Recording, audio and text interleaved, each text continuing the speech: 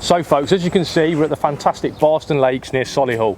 Brilliant venue, holds loads of big matches. It's one that Joe and I fish quite regularly, to be fair, throughout the year. Tell us why we're here, Joe, and tell me what your plans are as well. Well, my plans are, I was here fortunate enough to come for the Bait Tech Carp V match the other day, and I saw something that really opened my eyes, Rob. Right, that's carp. How many carp anglers were here? So it was 3 carp anglers against 3 match anglers. Yeah.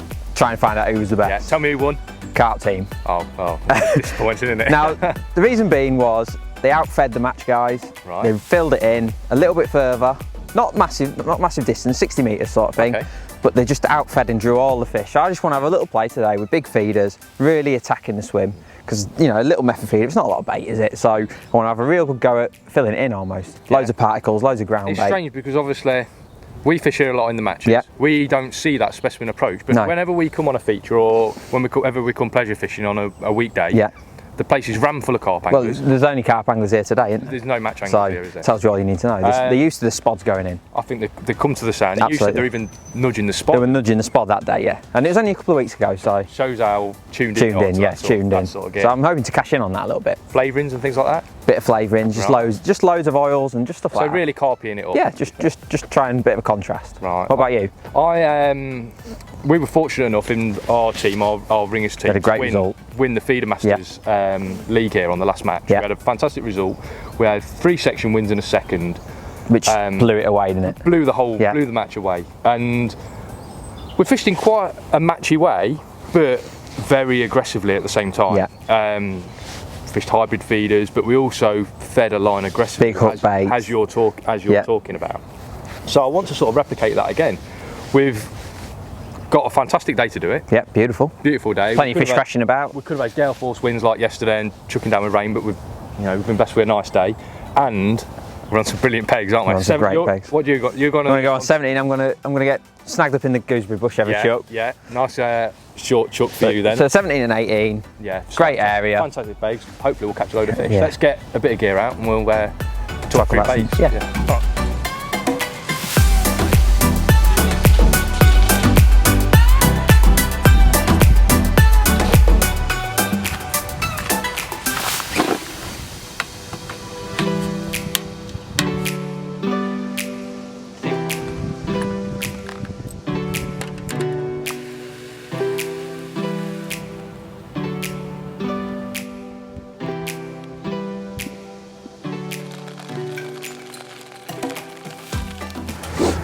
But as I alluded to in the intro, today for me is going to be all about creating like a bit of a particle mix, filling it in with a big cage feeder. So this is what I've got. I know the carp anglers here who come spodding, they'd like to use hemp, corn, party blend, all kinds of different bits. So I'm going to try and recreate that a little bit with a bit of a match slant. So first up, we've got a tin of hemp, bit of Bait Tech hemp there, nice and big. I'm going to chuck the liquids in and everything because my pellets will soak it up. So that's our hemp. I'm going to put the liquids in, because all my pellets will absorb that, so I'm not worried about that. Same with the corn, a couple of tins of that's going to go in the mix. So that's what I'm going to put two tins of corn in. Cheapest special from Lidl. Put that in. Now we're going to put a few pellets in. A few 2mm micros. Again, it's more just to make loads of particles to get them fish grubbing around. It's a bit cold today, but I'm not too worried. The fish are still active. You can see them leaping about here anyway. So we've got some 6mm going in. Whole bag of them. Same again with some 4mm. Get them in there. We'll give it a right good mix around. It's going to be, you can see that, loads of goodness, loads of juices in there, loads of carpy goodness. Just way over and above when we're putting in, little hybrid feeders, little method feeders, little parcels of bait. I'm going to really attack the swim, hopefully lay a bit of a carpet, and then I'm going to present a method feeder over the top. But as you can see, I'm just going to let that stand because there's a lot of juice in there. That's just going to, all these pellets are going to take it up. And what I'll do, just before I'm about to feed it, I'll just sprinkle on a bit of ground bait, just to help me clog it in the feeder. And then when I chuck the big feeder out, I can just empty it on the surface and this bait will fall down on the bottom. As you can see, lovely, nice, like carpy mix there. Loads of different size pellets, hemp, corn. What fish could resist that? Right, obviously I've soaked my micros up. They've had a good half hour now. And as you can see, lovely and swelled up now. ready to go round. They are sticky enough, but I could be chucking it a long way here and I might have to wait a bit for bites. So what I'm going to do, and it's something I like to do just to give it a bit of a boost of extra attraction, is just add some dusted pellets. These are just ground up micros, so it's exactly the same as what my pellets are. And just a sprinkling of this, just to help it puff up a little bit off my feeder. Not loads, just a couple of little sprinkles on there. Just help the pellets sort of break up once they're on that feeder. The water will get into this dry stuff, as you can see, and a nice light dusting on the pellets just helps it bind, fills in those gaps if you like when you're making up the feeder, and it just makes the mix that a little bit nicer, to be honest. So a nice little tip, that just a little bit of a dusting just before you're about to use them, and away you go. So the plan for me is to obviously chuck a hybrid feeder long, but I want to feed a really positive line at sort of 20 metres out. Now I've already measured my big feeder rod up, my Boscher rod. It's basically a carp rod with a big massive feeder on. It's the biggest size feeder that you can use in World Championship rules, which is 5 centimetres by 7 centimetres. Literally it's like a Coke can, but it means I can get loads of bait in one go. And I plan to feed really heavily, as I say, at 20 metres, but I want to make sure that when I chuck my feeder on top of that, I'm chucking in the right place. Now 20 metres out, it's not a long chuck. I could probably chuck it within 2 or 3 metres each time, but I want to make sure I'm exact. So I'm winding everything around the measuring sticks. These sticks have sort of transformed my fishing since I've started using them. It means when I set up multiple rods, I can just be really, really accurate. I set my sticks up. These are 2.5 metres apart, so every full rotation is 5 metres. And as I say, I've set up my big feeder rod at 20 metres. So just go around these sticks. That's 5, 10, 15, and then 20 metres, and then it's just a case of clipping up. And then what I'm going to do is get the line marker pen and just put a little line marker in front of that clip. Obviously we're at Barston today, we're only fishing at short range, 20 metres is only short range. Some of the bites are really ferocious and I might have to unclip to follow a couple of big fish out. Makes it really easy, without getting off a box and re-sticking, just to find that little line marker, have a fake cast, find that line marker, clip up, and I'm fishing again, bang on the spot, and everything's so much more accurate. So first things first, when I get to my peg, I always like to get my bait prepared. Obviously pellets, ground baits, things like that that take on water, need time to settle, need time to absorb that water. Today, I'm using Skretting's pellets. Work really well around a method feeder. And to soak them, I've got a really simple way of soaking them. These are 2 mil micros. I'm just going to pour in a load of micros into a bait tub full of water. Make sure every pellet sinks, make sure it goes under the water. And then what I'm going to do is just let them soak for a minute per millimetre. So if they were 4 mil pellets, I'd let them soak for 4 minutes. But today, these are 2 mil pellets, I'm going to let them soak for 2 minutes. And then, what I've got with me is another tub. It's exactly the same tub, which means that it's going to fit exactly inside that tub there. And once that's soaked up, I'll be able to place this tub inside and squeeze all of the water out. And because it's a perfect fit, I won't lose any of the pellets. And I can squeeze all of the water out. Obviously on a normal day, you'd leave them to soak for a little bit longer, leave them to soak for that 2 minutes. Squeeze all of the water out and just tip the tub upside down, put it somewhere where it's not going to get knocked over in your peg, and in half hour's time those pellets will be soaked perfectly, and then we can add a little bit of flavour into them. Right, so we've left the pellets for about half an hour, sort of 25 minutes, half an hour. As you can see, they're perfect. Give them a squeeze, bind together nicely, but still break down pretty fast, which is what you want. What we don't want is the pellets, when we chuck them out, to take ages to break down, and I hate seeing it when you reel in and you've still got pellets around the feeder. I actually want them to be breaking down into the swim. So they're quite tightly packed into that tub, so we'll bash them out into a bigger tub, just give them a quick whiz round. And what I like to do is keep the pellets now in that bigger tub, and with an atomizer I might just start giving them a spray if they start to dry out throughout the day. Start of the session though, and during the day, what I like to do is create a batch of pellets. So I'll just grab a couple of handfuls, and these go in my sort of my working tub. And we'll know how many carp anglers visit this venue. and they all use flavourings, and it makes a massive difference. And I've seen it for myself. You can fish with unflavoured pellets for half the day. You switch to some flavoured pellets and it's like flicking a switch. So now when I visit Barston, I always give my pellets a bit of flavouring. What I don't want to do is flavour the whole batch, because this flavouring might not be right on the day, and I might fancy a change halfway through, and sometimes just changing the flavouring, that can work as well. So that's why I do it in batches. So what I'm just going to do, got a bit of flavouring from the carp boys here, just give it a quick glug.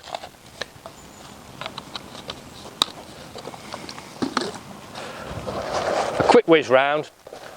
What this will do is help your pellets stick a little bit better as well.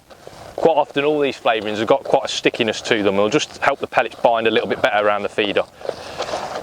There you go, and all of a sudden you've got some jazzed up micros. Perfect, for whacking out 60, 70 metres where I'm going to be chucking today. Hook bait wise, it couldn't be simpler. I've got mini boilies, two different colours, pink, yellow. Sometimes I'll chuck an orange one out. I haven't got any with me today, so it's going to have to be pink or yellow. These are 8mm boilies. I'm going to be using a size 12 hook, so a nice big hook. You need a big hook when you're fishing with boilies, because the boil is so big, you want the hook to actually penetrate and be bigger than the actual boiler, because once the boil is in the fish's mouth, you don't want it to get in the way of a small hook, and that way you'll hook more fish. Really simple bait selection for the hybrid feeder, chucking a long way, and also that's what I'm going to be using at short range. But for feeding at short range, now in my opinion, lots of match anglers come here and they fish a line, a pellet wagger line, sort of 20, 25, 30 metres, and the fish get used to that constant rain of 8mm pellets going in. So along that line, that's where the fish are naturally sitting, and the fish are so used to finding those 8mm pellets that I think, why not feed them there? Why not feed them there? Now, obviously in the Feeder Masters match that we fished here a few weeks ago now, all bait has to be introduced via a feeder. So that means using a big feeder and feeding these 8mm hard in a feeder and just capping the bottom of the feeder off with some micros. I'll show you the feeder in a minute, but I've got with me today 2 or 3 bags of these 8mm, and I expect to get through the lot, to be fair, feeding them on that short line via a feeder. But when you see the size of the feeder, you'll understand how easy it is to get through such a massive amount of pellets. Right, just want to talk a little bit about swim selection. All my eggs are in one basket today. I'm going to go down one swim. This place is notorious for long chucking, but obviously the way I want to fish, I'm a bit limited to range. I can't go too far because I won't be able to get my big Coke can feeder out there. So what I'm doing, I'm going to spend a lot of time just trying to find a spot a little bit closer, 50 metre kind of range, that I think's nice and hard gravel. So what I've got on there is a Corda marker lead, which has got little prongs on it, which will help me drag it across the gravel and it'll really reverberate on the tip. Now you may notice that I've got quite a beefy rod to do this. That's not because of the casting weight, that's because with a feeder rod, with the soft fish playing action, when you're trying to drag a marker lead across the bottom, it's kind of absorbed, you can't really tell what's going on. Whereas with a stiff carp rod, braid on the reel, I can feel everything because it's so, the rod's so stiff and you can feel it reverberating down there. I've already had a chuck out, and I'll just show you what the process is. So I've got my lead on, got my carp rod, we'll just whack that out there, about 50 metres. Just whack it out, hit the clip there, right up in the air, feel it down, nice donk, it's only shallow here. And then what I do, tighten up, and then just slowly reel that lead across the bottom, and the tips just bang, like donking along the bottom. Lovely firm bottom that. So all I need to do, as Rob's already shown you, take this rod up onto my distance sticks and then mark up my fishing rod to exactly the same range, and I know that within reason I'm bang on, my feeder's going to land on top of my bait. But I'm really happy with that. I've spent, I've had a good few casts now trying to work out what's going on out there. If I come any shorter where I am now, it's really smooth, soft silt. You can just feel like the ledge just dragging along the bottom. Whereas when I'm chucking out there, you can feel it. You can imagine it's the same as this path, the lead bouncing along it, and that's what you're looking for when you're trying to find a nice sort of gravelly area. And just double check No harm in this. Is this is time well spent. This is doing this, getting your gear right. If you're going to be so positive, you've got to make sure you're fishing on the right mark. So we'll just whack it out again. Fish there just crashed out. Just past that. So it's a decent chuck.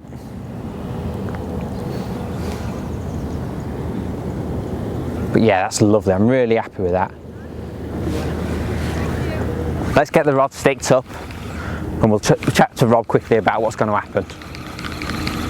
Right, so we're all set up. We found our spot. What I'm going to do, I'm going to start attacking it with a big feeder. Now this is a nice big cage feeder. I've got the absolute big bertha on, but the wind just picked up and in my face a bit, so I don't want to try and force myself. I'd rather be a bit more comfortable. So what I'm doing, I've got my 3 pound test curve carp rod. What I'm doing, I've got this particle mix that we've already spoke about, and I'm filling it up like 90% with that, and I'm just capping the ends with a bit of ground bait, just to make sure. Pick myself a nice far bank marker, and then slightly different with this because you're not really dealing with much of a bend in the rod. So you've really got to whack it out there because it's used to casting like 3 or 4 ounces. So really hit it out there, hits the clip right in the air, job done. Just let it touch down and just empty it. You see it's emptied straight away. And the big reel and the big rod all come into action here because it cranks the feeder back in no time. We can fill it up, get some more bait out there. So same again. So I'm just going to put 3 in to start with, and then follow it up. Just check the guides there. Whack it out there on the clip. Empty that feeder. I'm going to put 3 in. But the idea is to, like, every 15 minutes keep putting a few more feederfuls in. So I'm going to get through plenty of bait today. That's the idea. Create a big area and hopefully nick all of Rob's fish. So let's get this method feeder loaded up.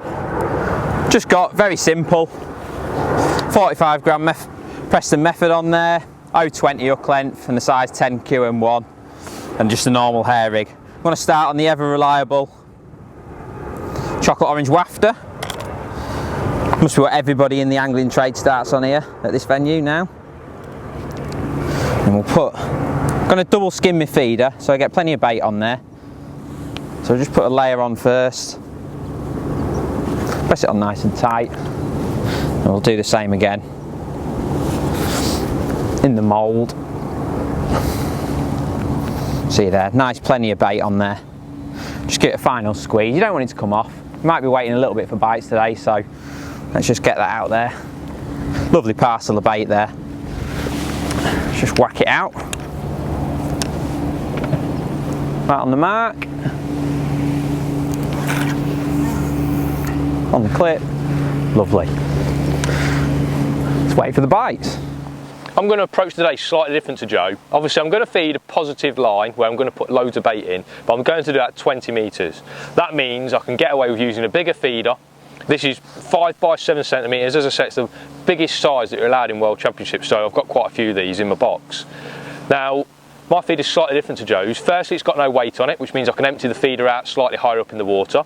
And secondly, it's got a cap on the top of it, which means I don't have to use as much ground bait or micros to cap the bait off. Because I want to feed particles today, as in 8mm pellets, I want to get as many of those in the swim as possible and not as many micros or ground bait. So what I'll do, simply pour a load of pellets in that feeder and just cap off one end with micros, ground bait, whatever I choose to cap it off with. I can cast it out into the swim, nice stiff carp rod, shake it out quite high up in the water, put 2 of those in, chuck a feeder over the top, and hopefully that amount of bait in the swim helps pull some fish into the peg. What I'm planning to do is not feed all my bait at the start of a session, and in fact I'm not going to feed any bait on that positive line until probably later on this afternoon. Now it's quite a cold night last night. I'm guessing that quite a few of the fish are going to be quite lethargic. They're still not going to be woken up yet. And what I want to do is actually time my session so that I'm feeding that amount of bait positively at the time when those fish actually want to actively hunt for bait. And hopefully if I hit the timings right, that 20 metre line will be solid by the time I want to go onto it. So that's the big baiting up feeder and the baiting up rod. Let's talk to you about the setup I'm using. The setup's the same for both lines I'm fishing, the long range line and the short range line. I'm going to be using hybrid feeders. I'm using a 28 gram for the short range because obviously I don't need the weight for casting any great distances. But for fishing at longer range, I'm starting on a 45 gram. Now, we've got a wind in the face today. I want to be casting initially about 60 metres. 45 grams is going to be just right for that. Later on in the session, I can imagine that I might have to cast a bit further, I might have to chase the fish, and that's when heavier feeders come into play. I might have to put on a 55 grammer and give it a big whack. But to start with, I've got the intention of maybe chucking 60 metres, hopefully staying there all day, building a peg, but the best laid plans don't always come to fruition.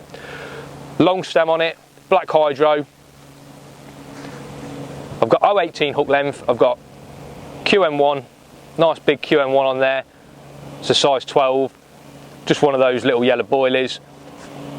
Importantly, I've got a 10-pound shot leader on today. I don't see any point in going any lighter. You just risk getting crack offs, especially when we're chucking at long range, because here the bottom seems to be a little bit uneven, and I have known there to be a few snags. I think you're chucking over a few rocks every now and again.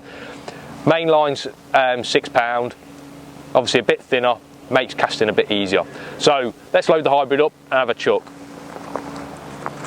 Obviously I've got my pepped up micros. I like to squeeze the first layer into the hybrid quite hard, quite firm, and then place the boilie on top of that. So now we're level with the walls of the feeder. Okay? And then it's just a case of putting on another layer of pellets on top. You don't have to go mad with this. We're not trying to feed loads of bait at the start of a session. We're just trying to catch one fish at a time. Make it nice and aerodynamic.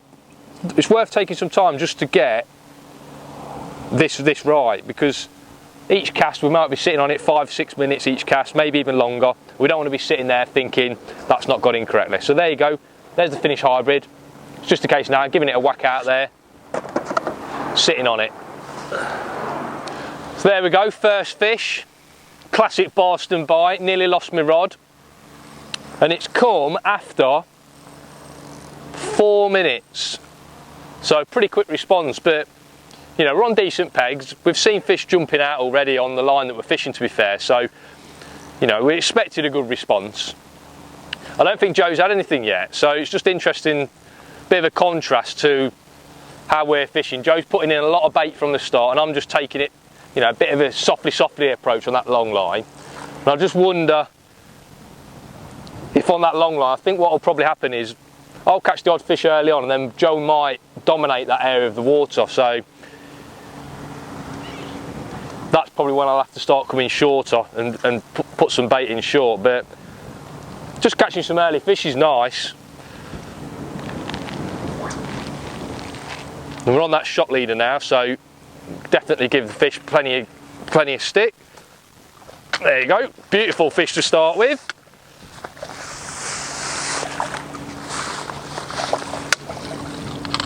Nice chunky common carp. He's got a bit of a belly on him.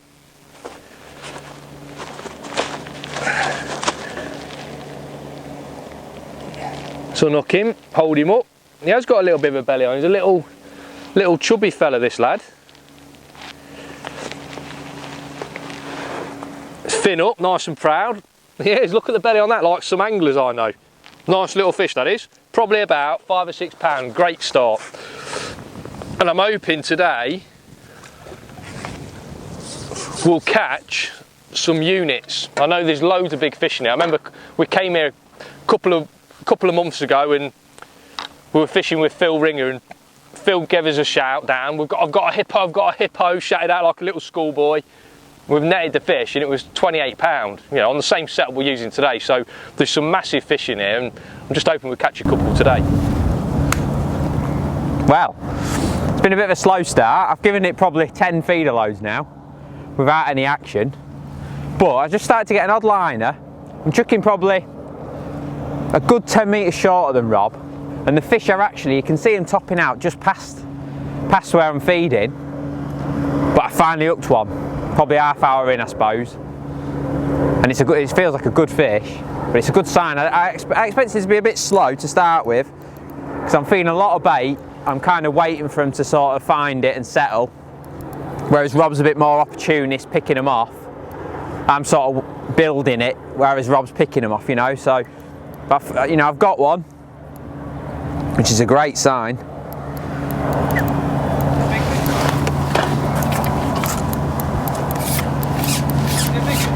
Yeah, it's massive. Yeah, it's massive.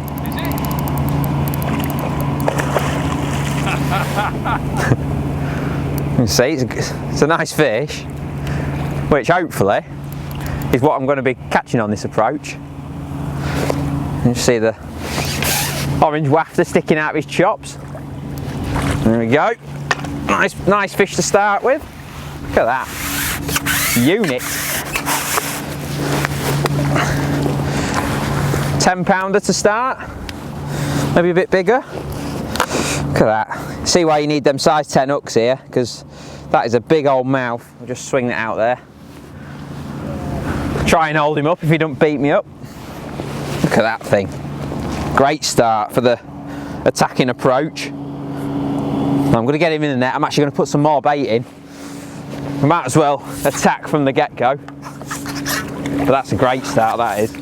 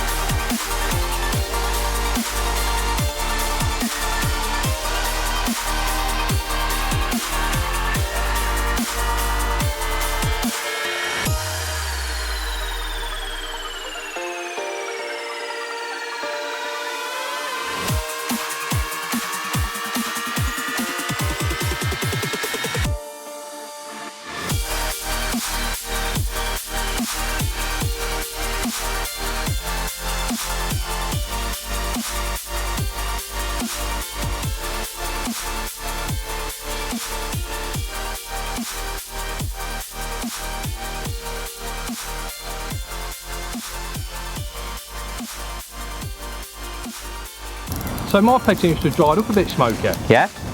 And what's this? Second, third fish since? Second carp. Yeah. And I had a big line in the chuck before. Yeah.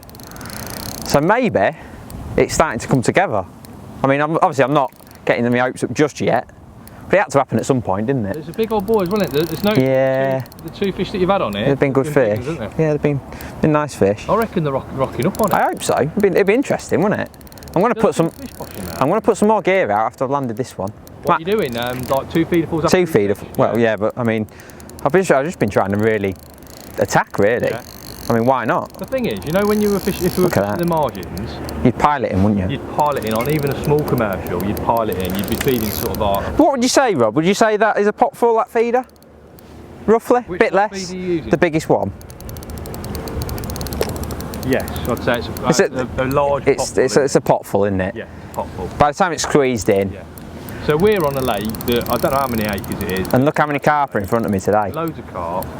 Fighting well, this one, isn't it? It's probably not that much bait, really, when you think. No, and they'll soon, and that's not taking into account all the skimmers that must be out there. Giving a good count of itself, nice this one, isn't it? Yeah. I don't think it's as big as we think, though. I'm having a brilliant day. I mean, it's just slowed down now, but I'm still having a brilliant day. Yeah, it's lovely fishing. Catch some big fish. Lovely fishing, isn't it? Nothing better than this, Rob, is there? No. Well, there is. There might be. You can't do it legally. Lovely fish.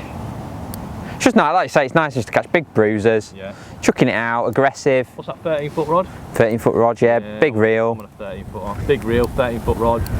Launch it out. The thing is, I know people say you can do it with 12-footers and stuff, but I like to be comfortable, do you? Yeah, of course you do. You want to be able to hit your clip every time. Every time, and nice fish, Rob.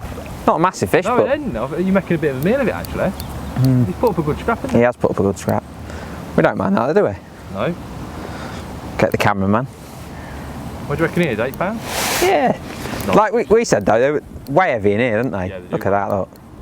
My last 2 matches in there, I thought I've had like 60, 70 pounds and wading over them both times. Oh, look at that, sun's gone in. Beautiful day, Rob, isn't it? Fantastic though for fish. But do you think the plan's going to come together now then? It looks like it. I'm getting a little bit worried, to be fair. I think they're going to blitz past me. There's loads of fish boshing out. Yeah, it can only be a matter of time till they want to feed, surely. They're ready now, surely. I know. Look at that. I know, yeah. Unbelievable. You've got to have them this time.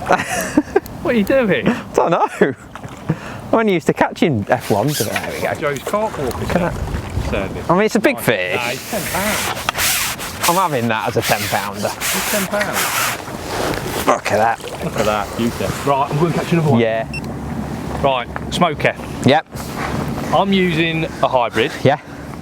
I like the fact that it protects your bait a little bit when you chuck in. I think you've micro-stone it nicely. Yeah.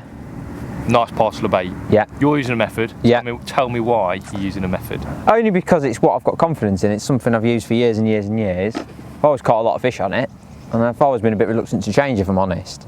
I like how it presents to bait. I'm not too concerned about having it, you know, this big. I don't mind if it's bad. And at the end of the day, more fish have ever been caught on a method feed than ever's been caught on a hybrid. So yeah, I suppose so. Yeah. I kind of like to stick to my guns with that a little bit. I use the Preston methods. I think they're really nice, aren't they? Yeah, lovely feeder. Lovely little feeder. Lovely little feeder. 30 gram or 45, depending on the wind. What are you chucking today? 45's nice today. Just helps in that wind, doesn't it? It's ever so easy. Nice long stem on the feeder, just keeps it dead straight. But I know you're using a big hook. Got a 12 QM1 on there. 020 hook length, nice and strong. Wafter hook bait. That's a washout wafter, but we've tried the oranges and a few of my little homemade specials that we've got here. 4-inch hook length. I mean, it's just dead simple stuff, isn't it? Yeah, standard method feeder. Standard method feeder gear. Nothing too exciting, to be honest with you.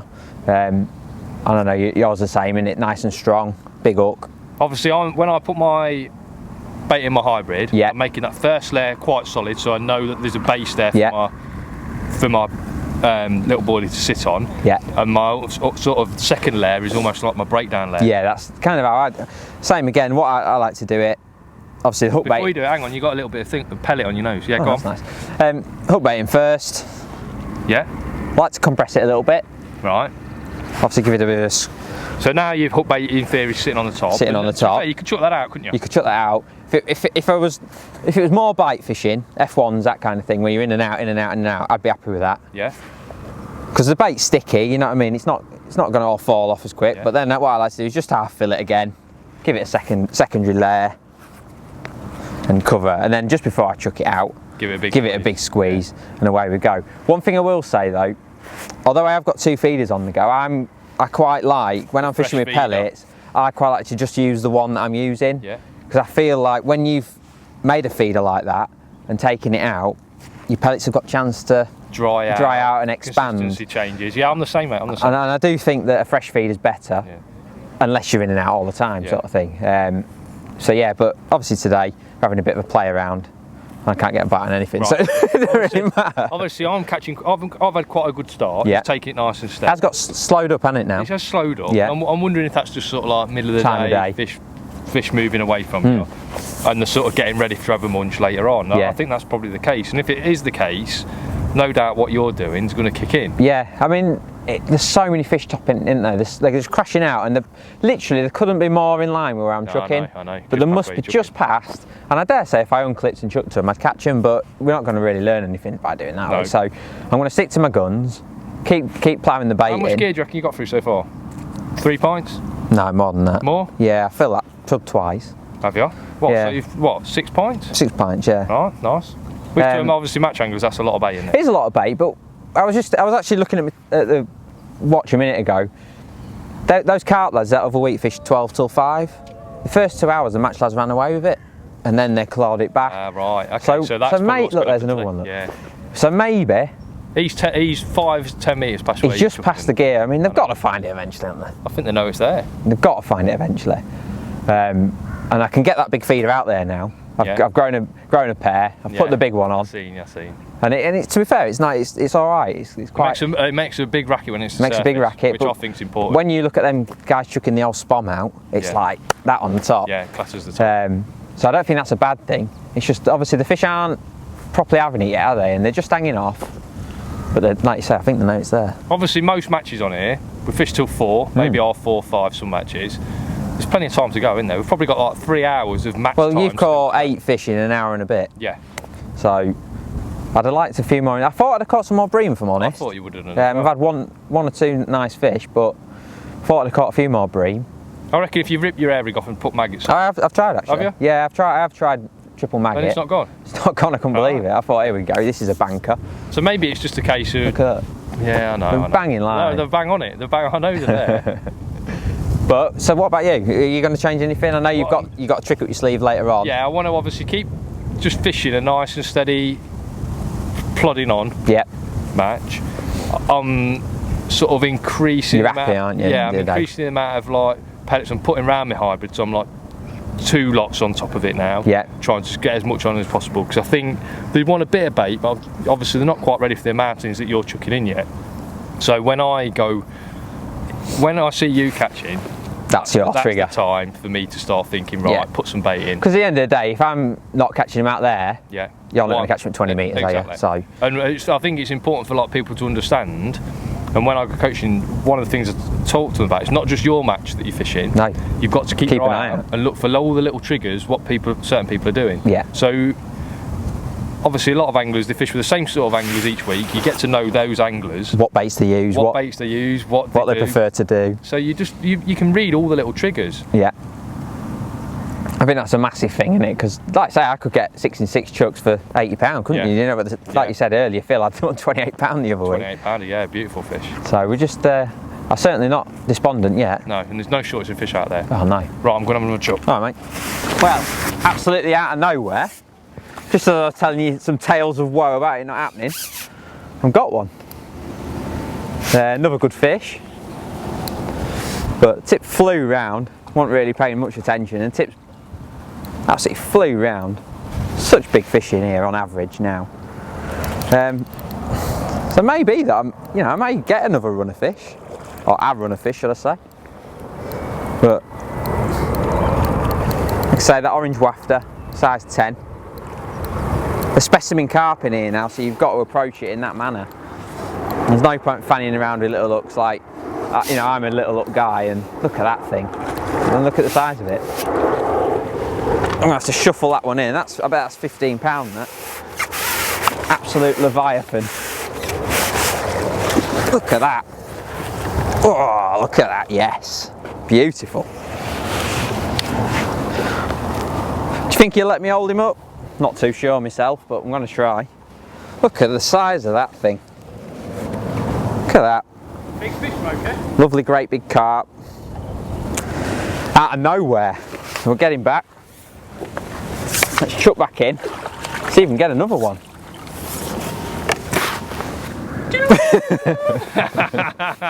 Is that it off the 20 metre line, is it? That's it, must be 20 metre line. 20 metre line.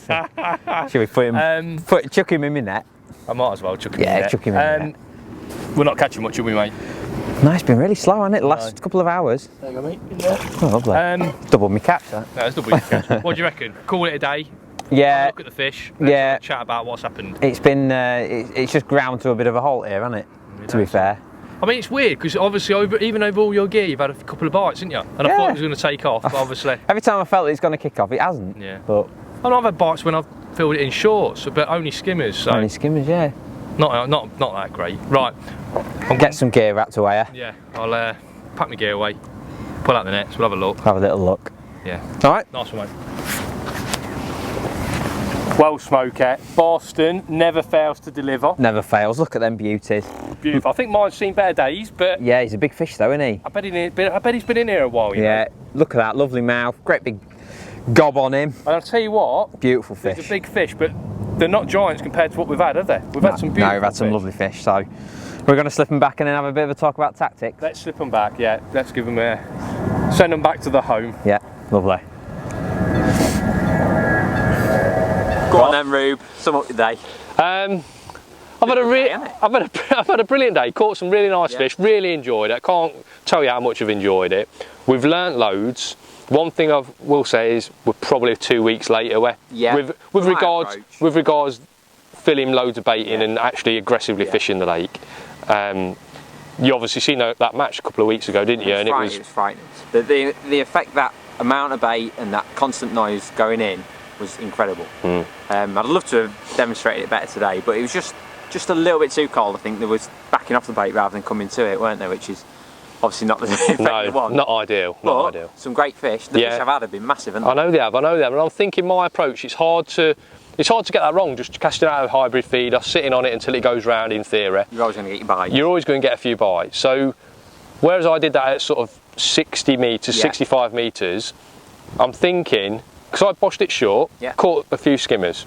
But again, it's probably a bit late in the year for that. Too late in the year for that. But you've boshed it a bit longer and still caught a few fish, and I'd have treated that as a bonus line. So I think if I come back again tomorrow, I'd have fished my long line at even further, 80 metres, and then boshed it at 45 or 50 metres as almost like a resting line or a late on line. Just so try and nick one. Just basically did everything a bit further out, because I think the fish are pushing out further into the lake.